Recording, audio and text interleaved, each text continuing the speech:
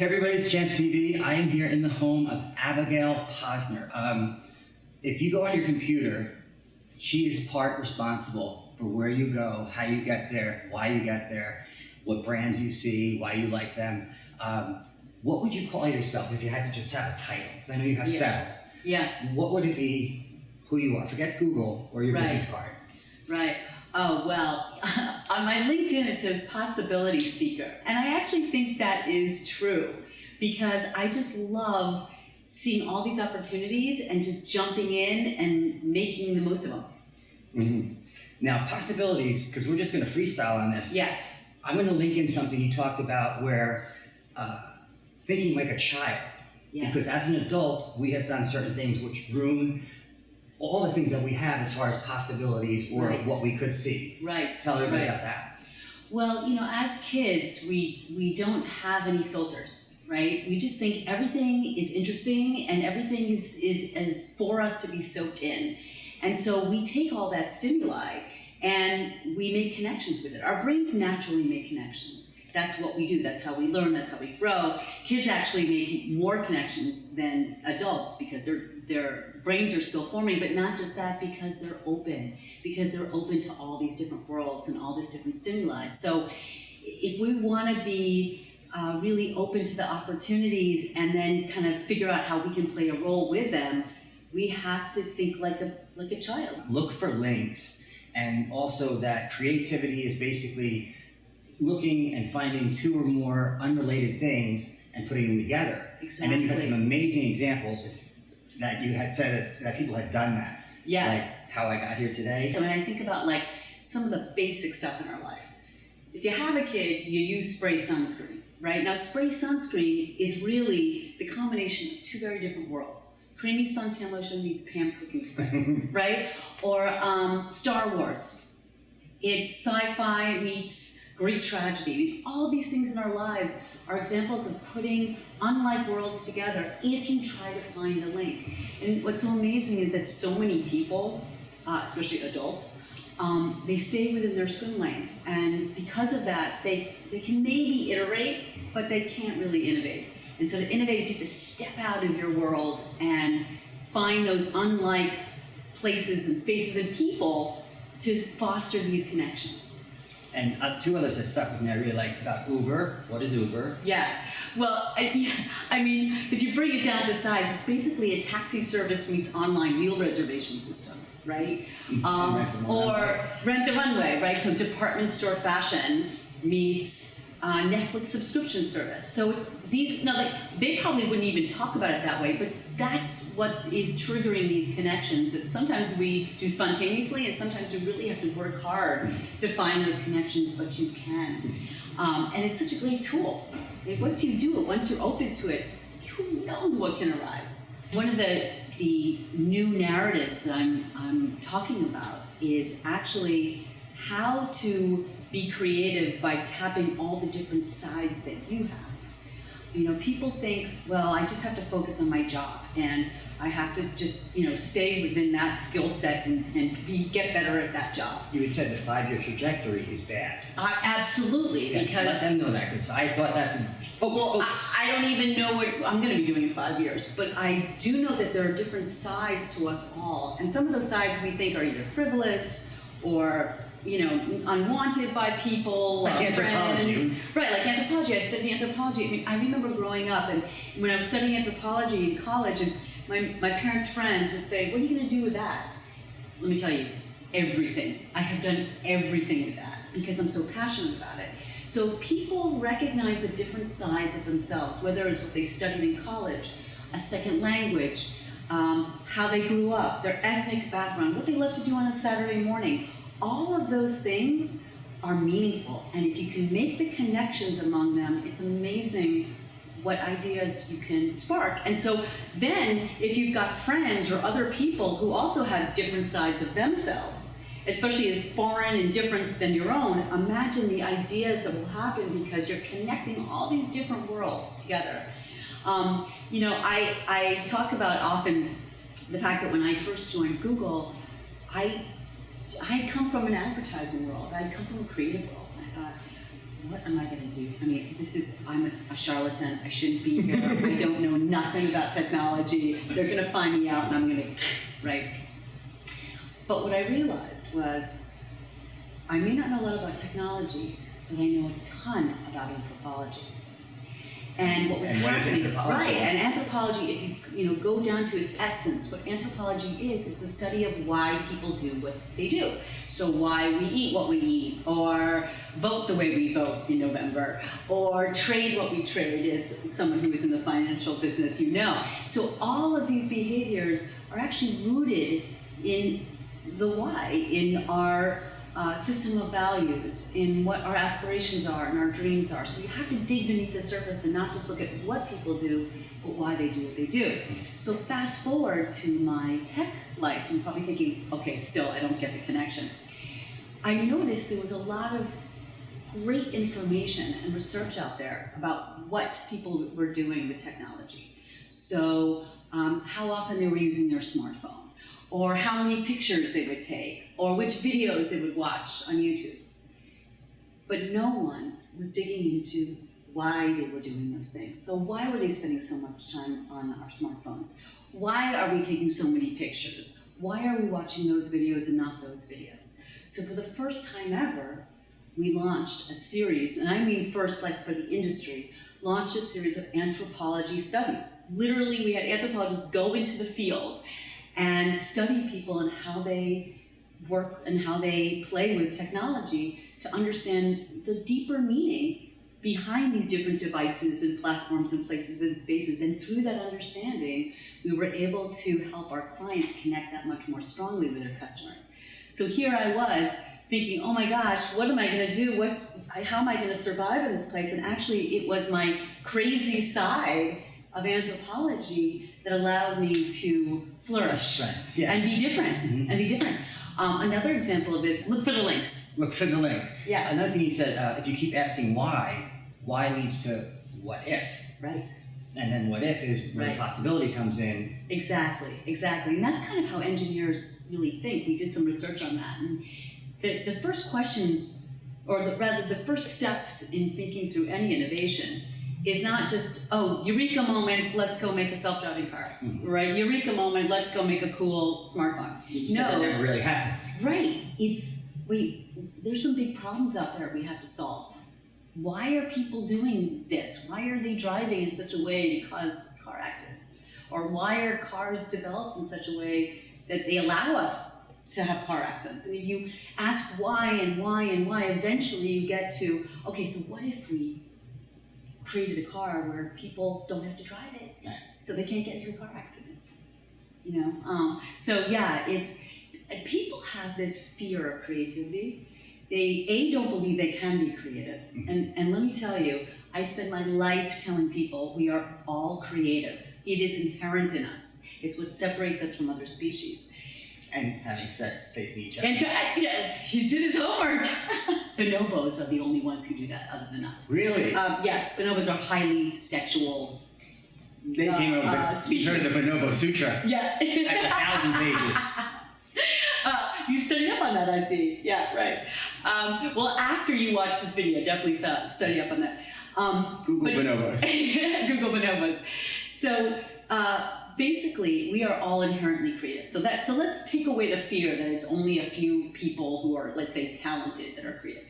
And we have these tools inherent in us if we just kind of search for them to help us really assert this sense of creativity. And a huge one is looking for the links and just being open to all of the amazing things and concepts and sides and people and finding the commonality, because there is. Now, not all the time.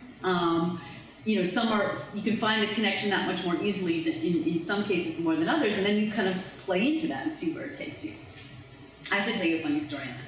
So I have a speech where I play out this notion of making connections, and sometimes you're not going to get that far, and sometimes you will, right? Yeah. So I make up this story about, okay, I'm a CEO of a candy company, and I want to come up with a really new candy idea. Chocolate pillows. Right. So what I advise my clients always to do is try to connect their world to some totally different worlds. So if it's candy, connect it to fashion, see what happens. Connect it to text, see what happens. Because if you don't do that, you're just going to iterate. You're just going to, replace the walnuts with the cashews. And that's not real iteration, real innovation.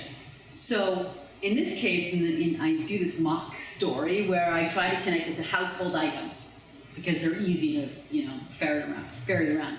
So I use a pillow as an example. And I said, okay, what is the connection between a pillow and chocolate? And actually, within seconds, you could probably see a connection because, well, a pillow is very comforting, comfortable, and chocolate is soothing. If if you're a real chocoholic, it's like, it gives you this dopamine hit. So you're like, well, wait a minute. So they're both kind of soothing, kind of comforting. What if I make a chocolate just for bedtime?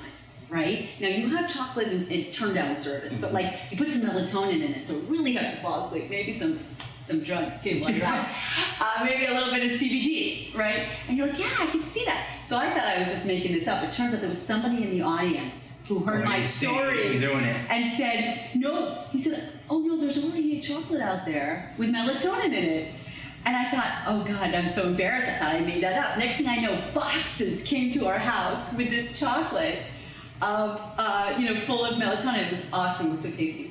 Well, you did come up with it because you never heard of it before. That's true. So someone brought it to market first, maybe, but you came up with it. So exactly. Well, there's a lot of people who like to do interviews. That's the challenge you have to give yourself. Okay, so if I'm giving interviews and that guy's giving interviews and that gal's giving interviews, what makes my interviews special? So it's not to say you're not the guy who gives interviews, but there's something about you, Chance, your background, your knowledge, your expertise that really defines the kinds of interviews you okay. get, So right? So it's interviews that are, not watched. I already not anymore. No, they're interviews that are part glamour, part substance, and you don't see that anywhere, right? I feel like you have this dichotomy of interviews, and those of you who are watching this, if I'm wrong, send me some more interviews. But I feel like you've got the, very kind of fun, frivolous stuff, or, just because you're gorgeous or just because you're, a celebrity, someone cares that your dog just jumped, right? Or you have, tell me how you solve for world peace, right? Mm-hmm. And it's very serious. And I think that there's room to combine that sense of glamour and fun and shtick with some substance too. That was a $25,000 consult right there. Okay. As long as I'm on the interview panel. Oh no, you're chairman, chairwoman, chairperson, whatever. How does the visual web make us smarter? Yeah. How is that even possible? Well, I mean, let's first define what I call the visual web. So, to me, that is anything that has imagery associated with it. So it could be the pictures you take, it could be the videos, it could be just screen grabs, it could be little clips. All of that is what I call the visual web, and it's kind of what you experience when you watch IG, live, or when you watch YouTube, or look at your pictures on Facebook, whatever. All of that to me is the visual web. And I think it does a couple of things.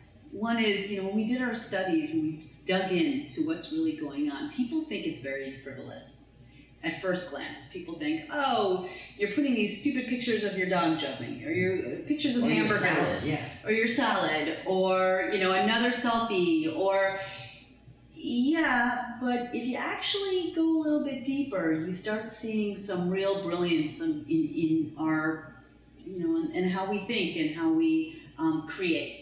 And we saw it in a couple of different ways.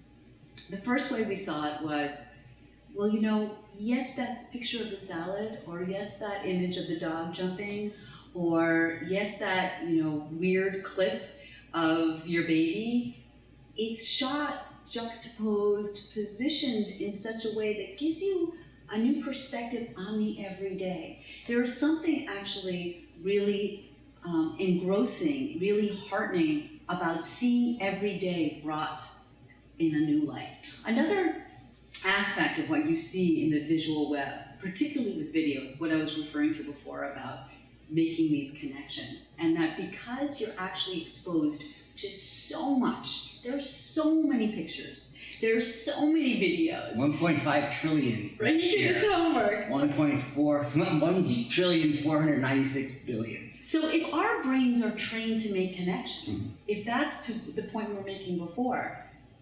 we want to see connections. Our synapses fire when we see these disconnected things.